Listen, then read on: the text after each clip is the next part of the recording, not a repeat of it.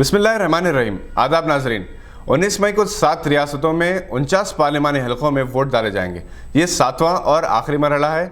इनमें उत्तर प्रदेश के 13 नशिस्तों पर वोट डाले जाएंगे, जिनमें वाराणसी हलका भी शामिल है, जहां से वजीर आजम मोदी मुकाबला कर रहे हैं।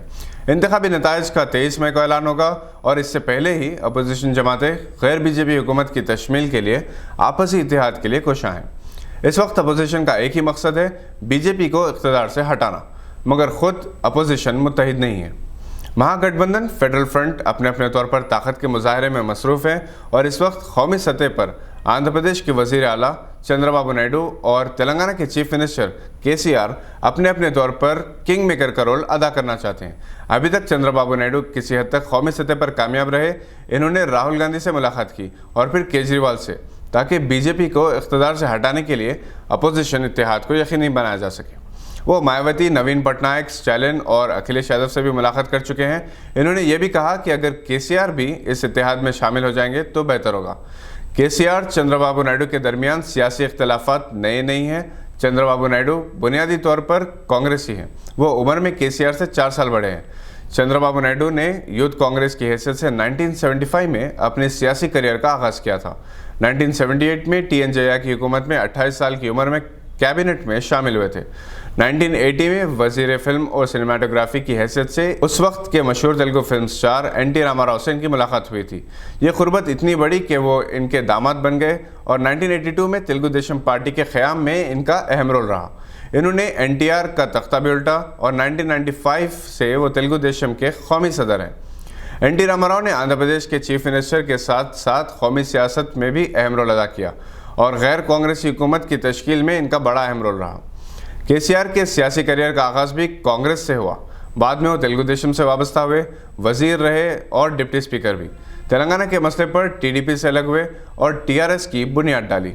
अलहदा तेलंगाना की कामयाब तहरीक चलाई। तेलंगाना रियासत की तश्कील से पहले इंतखाबात में वो कांग्रेस के हलीफ रहे। कांग्रेस ने नई रियासत का वादा किया और जब रियासत का क़याम अमल में आया तो KCR ने सोनिया गांधी से अपने अरकान ख़ानदान के साथ मुलाकात करके इनका शुक्रिया भी अदा किया। तेलंगाना तहरीक की वजह से KCR और चंद्रबाबू नायडू में ज़बरदस्त इख्तलाफात रहे, मगर दोनों कायदीन अपनी अपनी जगह कामयाब रहे। 2019 में जब नई हुकूमत तश्कील दी जाएगी, इसमें बाबू और KCR एक हो जाते हैं तो तेलुगु रियासतों के मफादात का तहफ़्फ़ुज़ भी हो सकता है और दो रियासतें जो कभी एक थी, इनमें बाहमी ताउन को फ़रोग़ मिल सकता है। जहाँ तक कांग्रेस का ताल्लुक़ है, कांग्रेस को बेहतर मुज़ाहरे की उम्मीद है, मगर इससे ज़्यादा पुरुम्मीद मिस्टर मोदी हैं, जिन्होंने इंतखाबी मुहिम के आखिरी दिन प्रेस कॉन्फ्रेंस से खिताब करते हुए उम्मीद जाहिर की कि BJP 300 से ज़्यादा नशिस्तों पर कामयाबी हासिल करेगी और ये 48 साल में पहली बार होगा कि BJP हुकूमत अपनी 5 साला मियाद मुकम्मल करने के बाद दोबारा भारी अक्सरियत के साथ नई हुकूमत की शुरुआत करेगी। इससे पहले 1971 में इंदिरा गांधी ने यह तारीख रकम की थी, जब 1967 में हुकूमत करने के बाद 1971 में दोबारा इनकी हुकूमत तश्कील दी गई थी। नाजरीन की दिलचस्पी के लिए बताते चलें कि 1951 के इलेक्शन में कांग्रेस ने 543 में से 398, 1957 में 537 में से 395, 1962 में 540 में से 394, 1967 में 540 में से 303, 1971 में 557 में से 372 नशिस्तें हासिल की थी। इसके बाद से कांग्रेस की कामयाबी का तसलसल ख़त्म हो गया। 1979 में जनता पार्टी ने 557 में से 302 सीट्स हासिल की थी।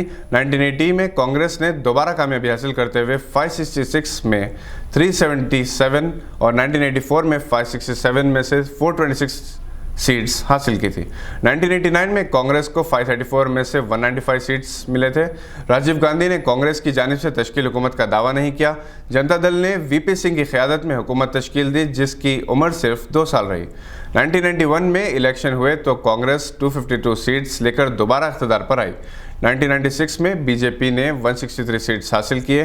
वाजपेयी की हुकूमत बनी, मगर 13 दिन बाद गिर गई। 1998 में BJP ने 183 सीट्स हासिल की। एक बार फिर इलेक्शन हुए, 189 सीट्स मिली। 2004 में 154 सीट्स हासिल करके कांग्रेस ने इख्तिदार हासिल किया। 2009 में इसे 211 सीट्स मिली। 2014 में BJP ने 282 सीट्स हासिल किए और अपने बलबूते पर हुकूमत तश्कील दी और अब इसे उम्मीद है कि 2019 में भी ये तारीख दोहराई जाएगी। देखना है कि दावा किस हद तक पूरा होता है। ये थी आज की अहम खबर पर नज़र। देखते रहिए गवाह।